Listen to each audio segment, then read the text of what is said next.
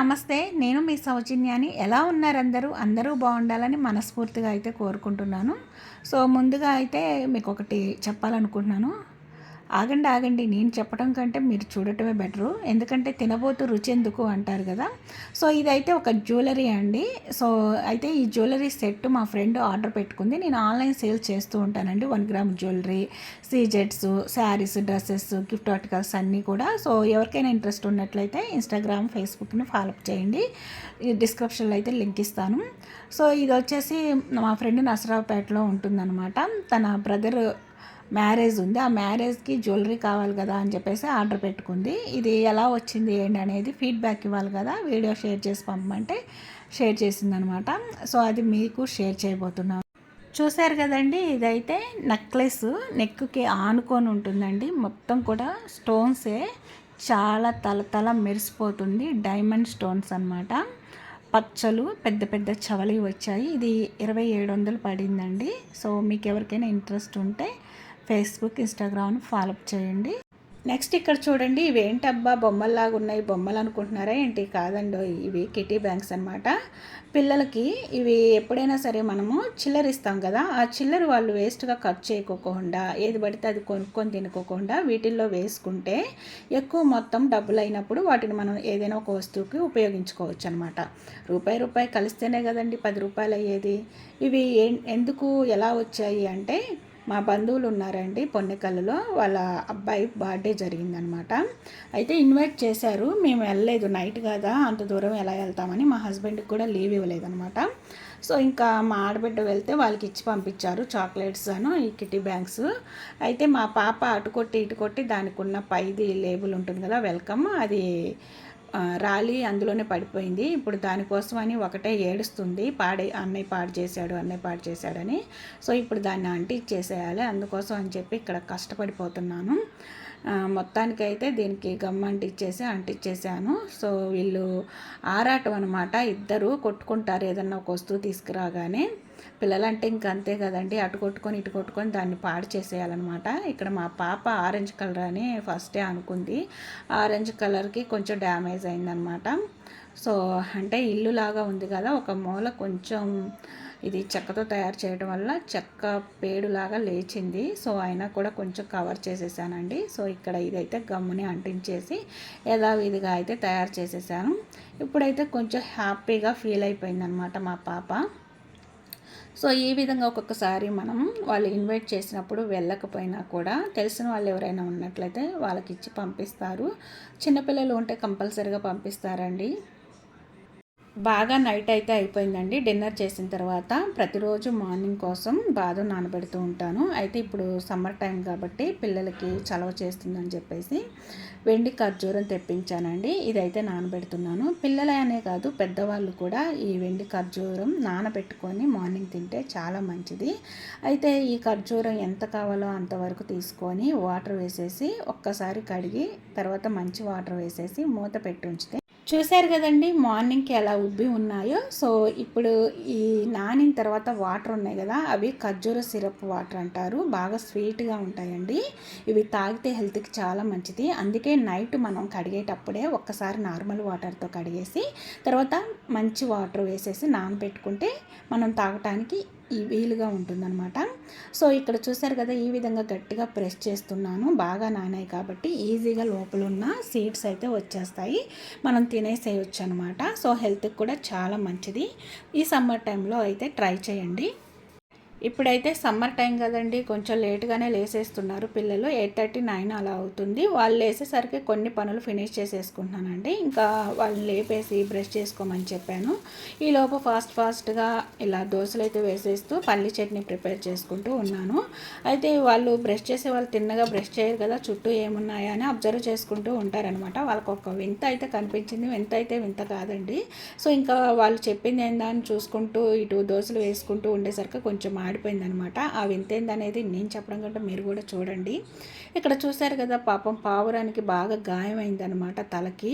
అంటే వేరే పావురాలు పొడిచాయో ఏమో అండి, బాగా బ్లీడింగ్ అయితే అవుతుంది. సో పక్కన అపార్ట్మెంట్ వాళ్ళు ఈ పావురాలను పెంచుతున్నారు, వాటిల్లో అవి కొట్టుకున్నాయో ఏమో. సో నేనైతే జాలి వేసి కొంచెం దానికి ఏదైనా ఫుడ్ పెడదామని 4 శనగిత్తనాలు తీసుకెళ్ళి ఆ బండి మీద పెడదామని దగ్గరికి వెళ్ళేసరికి అది నన్ను చూసి భయపడిపోయి ఎగిరిపోయి ఆ అపార్ట్మెంట్ పక్కన విండో ఉంటే విండోలో వాలిపోయిందండి. సో ఎంతైనా ఎంత కొట్టుకున్నా ఏం చేసుకున్నా వాటిల్లో అవి ఒక సమూహంలాగా చేరాల్సిందే. చివరికి అపార్ట్మెంట్లోకి వెళ్ళిపోతుందనమాట, ఎందుకంటే ఆ గుంపంతా అక్కడే ఉంటుంది కాబట్టి. సో మా బ్రేక్ఫాస్ట్ అయితే ఫినిష్ అయిపోయిందండి. సో ఇంకా వంటకైతే ప్రిపేర్ చేస్తున్నాను. బెండకాయలు ఉన్నాయి, బెండకాయ ఫ్రై అయితే ఒక రోజు చేశానండి. మిగిలిపోయిన బెండకాయలు ఉంచేసాను, అంటే కొంచెం కచ్చాయిలాగా కూడా పక్కన పెట్టేశానండి, ఎక్కువ అవుతుంది కూర అని చెప్పేసి. ఆ బెండకాయలు ఏం చేయాలో అర్థం కాలేదు, అటు ఇటు కాకుండా ఉన్నాయని చెప్పేసి బెండకాయ పులుసు పెడదామని చెప్పేసి ఇలా పెద్ద పెద్దగా కట్ చేశాను. సో వీటిల్లో ఒక 4 టమాటాలు కూడా మిక్సింగ్ చేసేస్తున్నానండి. బెండకాయ పులుసు అయితే నేను ఒక్కసారి అయితే పెట్టాను, కానీ టమాటాలు అయితే వేయలేదండి. ఇప్పుడు టమాటాలు కూడా వేసేసాను. ఇందులో అయితే కొంచెం చింతపండు పులుసు వేసేసుకుంటే టేస్ట్గా ఉంటుందండి. అంటే బెండకాయ పులుసు తినడానికి చాలామంది ఇష్టపడరేమో, కానీ చేసే విధంగా చేస్తే మాత్రం చాలా టేస్టీగా ఉంటుంది. బెండకాయలు లేతగా ఉండటం వల్ల అడుగంటుతుందండి. అయితే బెండకాయ పులుసుకి ఎప్పుడైనా సరే ముదిరివి అయితే చాలా టేస్టీగా ఉంటాయంటండి. సో ఇంకా పసుపు అయితే ఆల్రెడీ వేసాను, సాల్ట్ వేయలేదు, ఎందుకంటే పులుసు వేసినప్పుడు రాళ్ళు ఉప్పు వేయొచ్చని అనుకుంటున్నాను. కారం వేసేసి ఈ విధంగా మిక్సింగ్ చేసేసాను. ఆల్రెడీ చింతపండు అయితే నానబెట్టుకున్నానండి. ఇప్పుడైతే పులుసు తయారు చేసుకోవాలి కదా, అందుకోసమే ఈ విధంగా పిసుక్కుంటున్నాను. అయితే చింతపండు పులుసు ఆల్రెడీ టమాటాలు వేసాను కాబట్టి ఎక్కువగా పుల్లగా ఉండేటట్టు మనం వేసుకోవాల్సిన అవసరం లేదు. సో ఈ విధంగా అయితే పులుసు తయారు చేసేసుకొని ఇందులో వేసేసుకుంటున్నాను. అయితే ఇప్పుడు మనం సాల్ట్ వేయకపోయినా రాళ్ళు ఉప్పు వేసేసుకుంటే ఈ పులుసు వల్ల రాళ్ళు ఉప్పు కరుగుతుందన్నమాట. పులుసులకి ఎప్పుడైనా రాళ్ళు ఉప్పు వేసుకుంటేనే బెటర్ అండి. ఇంకొంచెం పులుసు వేసేసుకోవాలి, అడుగంటుతుందని మిక్సింగ్ అయితే చేసేసుకుంటున్నాను. సో ఇంకా ఈ విధంగా మొత్తం కంప్లీట్ అయిపోయిన తర్వాత కర్రీ అయితే ప్రిపేర్ అయ్యాక మీకు చూపిస్తున్నాను చూడండి, చిక్కగా వచ్చేసింది కదా. సో బెండకాయ పులుసు రెడీ అయిపోయింది. సో ఇంకా కరివేపాకు కారపొడి కూడా చాలా రోజుల నుంచి ప్రిపేర్ చేయాలని చెప్పేసి కరివేపాకుని డ్రై చేసి పక్కన పెట్టేసి ఉంచానండి. సో ఇంకా అలానే ఉంచితే ఫ్రిడ్జ్లో అయినా ఎన్ని రోజులు ఉంటుంది, పాడైపోతుంది కదా, అందుకోసమే కారపొడి కూడా తయారు చేసి పెట్టాను. అంటే నేను ఎక్కువగా బ్రేక్ఫాస్ట్లోకి యూజ్ చేస్తూ ఉంటాను కారపళ్ళు. అయితే ఇది రైస్లోకి కూడా యూజ్ అవుతుందండి. అయితే బ్రేక్ఫాస్ట్లో యూజ్ చేసే కారపొడి కంప్లీట్గా అయిపోయిందనమాట. ఇప్పుడు కరివేపాకు కారపొడిని ప్రిపేర్ చేసి ఉంచాను. ఎప్పుడైనా పల్లీ చట్నీ చేయకపోయినా ఇది వేసుకొని తినొచ్చండి, చాలా టేస్టీగా ఉంటుంది రైస్లోకి కూడా.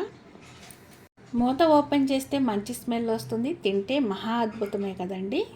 సో ఇక్కడైతే ఒక లిక్విడ్ తయారు చేసి నేను ఫ్రిడ్జ్ని అయితే క్లీన్ చేస్తున్నానండి. ఫ్రిడ్జ్ మీద ఎలాంటి జిడ్డు మరకలు ఉన్నా సరే చిటికలో మటుమాయ అయిపోవాలి అంటే మనం వేలుకు ఖర్చు చేసి ఎలాంటి లిక్విడ్స్ని మనం కొనుగోలు చేయాల్సిన అవసరం లేకోకుండా మనం ప్రతిరోజు వాడే పేస్ట్ ఉంటుంది కదా, అది కొంచెం ఒక గిన్నెలోకి వేసుకొని వాటర్ వేసేసి మిక్సింగ్ చేసేసుకున్నానండి. ఈ విధంగా ఒక పాత సాక్స్ అయితే చేతికి వేసేసుకొని ఇలా ముంచేసి ఆ లిక్విడ్లో ఈ విధంగా ఫ్రిడ్జ్ మొత్తం కూడా తుడిచేస్తున్నాను. ఇంతకు ముందైతే బాగా జిడ్డు పట్టి దుమ్ము పట్టిపోయి ఉందన్నమాట. ఇప్పుడైతే చూసారు కదా ఎంత తెల్లగా తలతల మెరిసిపోతుందో. సో ఈ విధంగా మనం అయితే ఇంట్లో ఉన్న వాటితోనే క్లీన్ చేసేసుకోవచ్చు. నెక్స్ట్ ఇక్కడ చూసారు కదండి, ఇదైతే మనం ఆయిల్ ప్యాకెట్స్ ఏదైనా సరే యూజ్ చేస్తాం ఇంట్లోకి, అది మంచి నూనె అయినా ఇలా ఫ్రీడమ్ ఆయిల్ అయినా సరే. సో అయితే ఈ ఆయిల్ అంతా ఒక డబ్బాలోకి వంచేసిన తర్వాత ఈ ప్యాకెట్స్ పడేస్తూ ఉంటాం కదా, అలా పడేయకోకుండా ఈ విధంగా మనం పచ్చిమిర్చి తీసుకొచ్చినప్పుడు తొడిమలు తీసేసేయండి. పండిపోకోకుండా ఎక్కువ రోజులు నిల్వ ఉండాలి అంటే ఈ విధంగా ఈ ఆయిల్ ప్యాకెట్లో పెట్టేసి నిల్వ చేసుకోవచ్చండి. సో ఇదంతా మనం ఉంచేసాం కదా, ఇంకా ఆయిల్ ఎక్కడ ఉంటుంది అనే డౌట్ మీకు రావచ్చు. చూసారు కదా, కట్ చేసి మీకు చూపిస్తున్నాను, లోపల ఆయిల్ చాలా ఉందండి. సో ఇప్పుడైతే ఇది ఒక ప్యాకెట్ లాగా అంటే ఒక బ్యాగ్ లాగా తయారైంది కదా, ఈ బ్యాగ్లో మనం ఇవన్నీ పచ్చిమిర్చి వేసేసి ఇది ఒక ప్యాకింగ్ లాగా తయారు చేసుకొని మనం ఫ్రిడ్జ్లో నిల్వ చేసుకుంటే పండిపోకుండా ఎక్కువ రోజులైతే ఫ్రెష్గా ఉండే అవకాశం ఉంటుందండి. ఒకసారి అయితే ట్రై చేయండి.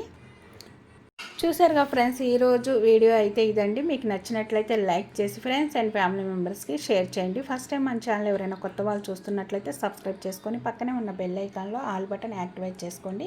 నేను వీడియోస్ అప్లోడ్ చేయగానే ప్రతిదీ నోటిఫికేషన్ రూపంలో మీ ముందుకు వస్తుంది. మీరు మిస్ అవ్వకుండా ఉంటారు. Don't forget my channel. By by, take care, thanks for watching.